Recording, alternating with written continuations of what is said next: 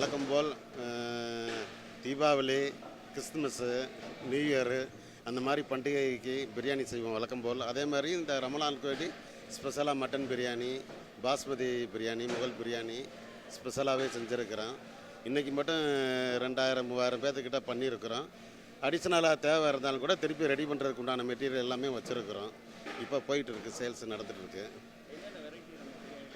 அதான் மட்டன் ஆக்சுவலாக வந்து மட்டன் பிரியாணி, தால்ச்சா, வெங்காயம், பிரெட் அல்வா, சிக்கன் மஞ்சூரியன்.